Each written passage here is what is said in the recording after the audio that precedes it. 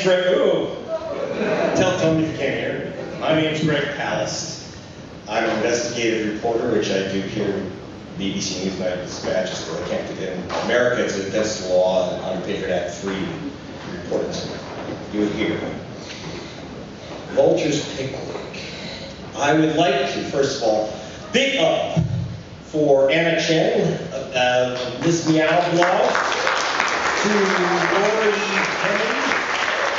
Penny Red, thank you, and obviously to the incomparable Warren Ellis, and particularly Anna, I would also notice, put this whole thing together with Oliver Shykles from our team, investigation team, who's also leader of Gays for Bradley Manning. There are still Americans who aren't full of shit, see? I especially want to thank the co-sponsors of this sold-out, packed out event tonight. And I apologize to those who couldn't make it. Just bring them the book and tell them that they're screwed up for not acting faster. Occupy London, thank you, and hello from the occupations in the States. Platform UK, which helped out tremendously on my investigation in Azerbaijan, didn't stop me from getting arrested, so screw you. Greenpeace, which got me the submarine, thank you. They got me a submarine to investigate the Deepwater Horizon blowout in the Gulf. Did you not? Obviously Jubilee for their tremendous work and help on the investigation of vultures with War on Want. And I also have part of my investigations team, our brilliant photographer Lily Wiles with us. And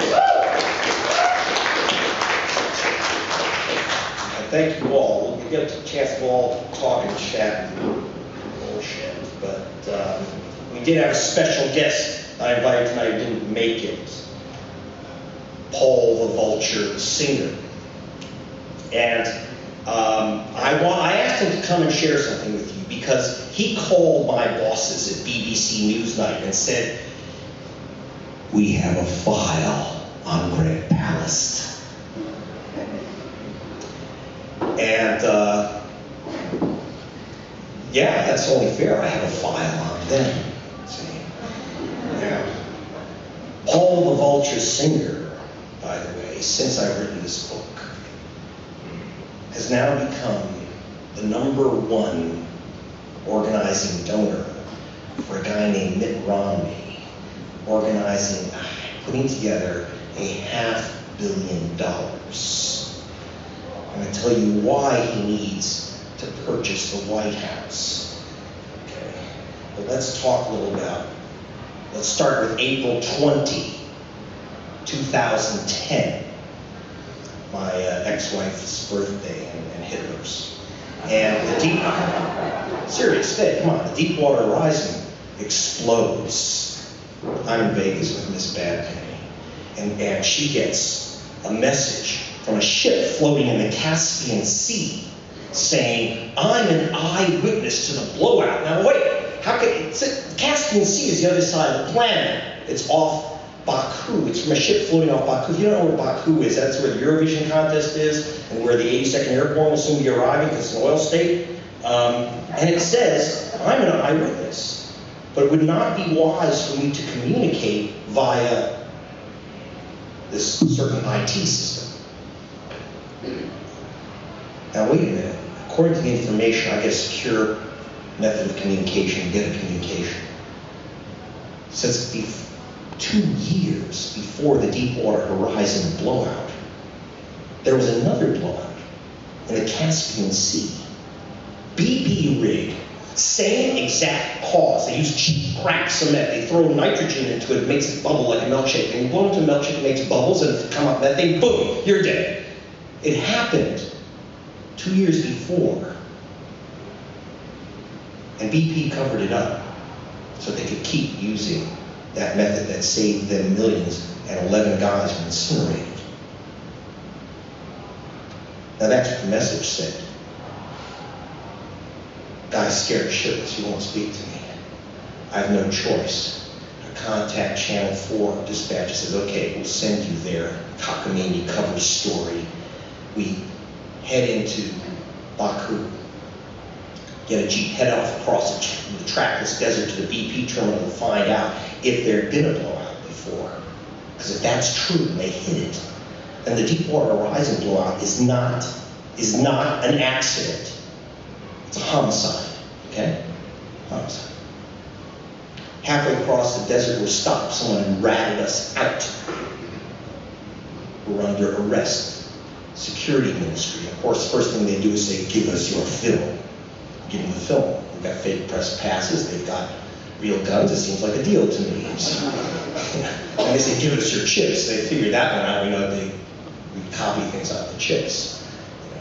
But what they didn't count on was that Ms. Bad Penny gave me one of those little Austin Power pen cameras.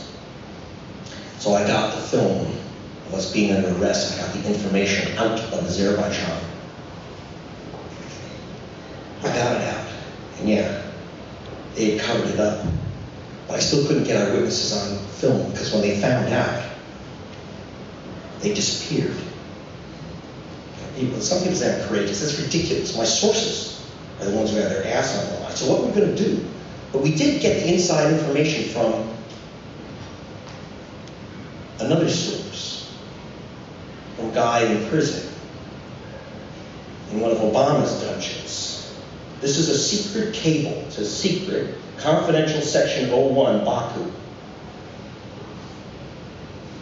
State Department. See, what happened was the partners of BP, of Chevron and Exxon, they wondered where the fuck was their money, because it stopped coming out of one of the biggest oil fields in the world. So remember, at this time, 2.5 years ago, or 3.5 years ago, Chevron had Chevron's Secretary of State, Condoleezza Rice. See, she'd been on the board of directors of Chevron. She has a tanker named the Condoleezza. There's a Condoleezza tanker. She's the first minister in the American government who could carry 35 million gallons of oil. And she never quite was sure that she left Chevron's employ. So they went to her and said, what happened to our money? So the ambassador called in the president of BP Azerbaijan, and according to this cable, he said, there was a blowout, man. Mud all over the place. The cement blew out. The cement failed. Shh. And everyone kept quiet. Chevron went before the U.S. Congress. Exxon, BP's president, to say, don't worry about drilling in the Gulf. This is 6 months before the Deepwater Horizon blew up. We swear under oath there's never been a problem with this stuff. And Condoleezza Rice and the State Department never said anything to the U.S. Congress, U.S. regulators either. This, by the way, cable obviously came from a guy named Sergeant Bradley Manning. Today I've added my name to nominate him for the Nobel Prize. And Manning is not in prison because he gave away the secrets of the U.S. military. That happens all the time. So he gave away the secrets of Exxon and Chevron and BP, and that's the crime. By the way, that's why we occupy. Now, how do you cover up this? How do you cover up a blowout like that? You saw what happened in the Gulf. The answer is babes and beatings and bribery. By the way, is Leslie here? Didn't make it. You saw in those films, and by the way, all those films you can either get in the electronic video enhanced version, or if you just send a note to me at vulturespicnic.org, say you got the book, and we'll send you a link and get all the films that go with each of the chapters. You get to meet all these people, including the guy with the gun who said he might show up tonight. The guy with the AK-47. Bribery. I said, so he came in, I told he was an MI6 agent named Abrahams and a BP executive. When I said I'm doing a story on BP, he said, you mean MI6? I said, no, BP said, yeah, I mean MI6. Same thing.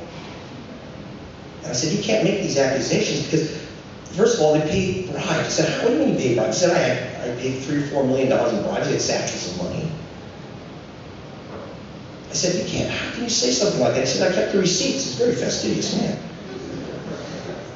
Gave us, got the receipts. We got the photos. I wonder what the AK-47 is about. The answer is that, we just heard about, Arab Spring. We have Islamic republics that are now electing officials. Democracies. Well, there was a democratic republic called Azerbaijan, which made the mistake of electing a president who forgot to give the oil contract to BP in the Caspian Sea. 6 months later, he's removed by guns brought in by MI6 with BP's help and the CIA's help. He's overthrown, and they put in place Baba, Grandpa. Everyone in the Islamic Republic of BP is required to call the dictator Baba, Grandpa, or else. He was the ex-KGB chief, and he was installed by BP. By the way, we asked BP, working with dispatches, we have to under proper journalism and British law too. Is it true? Did you pay bribes? Did you pay bribes? Did you cover up a prior spill, a prior blowout that killed people? Did you engineer coup d'etat? And what they said was, and I'm quoting from BP's official letter, we recognize some of the truth of these allegations. See, bribery at the time was just before the law was passed. And indeed, against bribery here required by the European Union.